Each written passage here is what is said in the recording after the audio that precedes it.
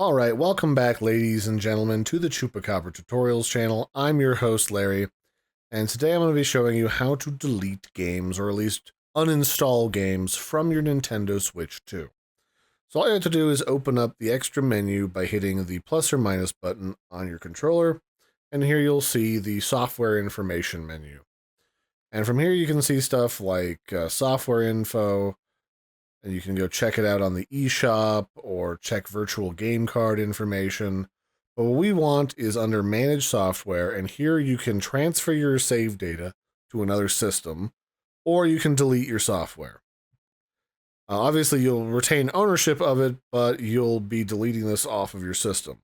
And you have the option here to retain the icon on your home screen, because maybe you occasionally like to play Fast Food Truck Simulator, but like you need space for something or whatever. You can keep the icon but delete the game. Or you can delete both so it's out of sight, out of mind, and then press delete and it'll automatically delete it. And then it's gone. Poof.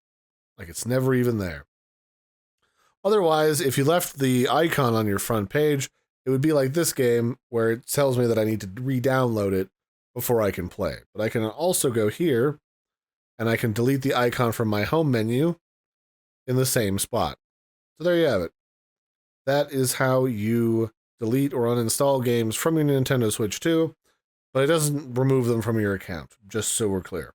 It just removes them from your home screen and uninstalls them. But you can always find them again if you go all the way over here to show more. Then if we go down here, you'll see the re-download software section.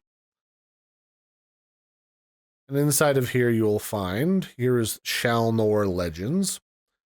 And then, where is that? Oh yes, here's the Food Truck Tycoon is right here. Although this one would require me to reinsert the game cartridge for this and load it back on my system.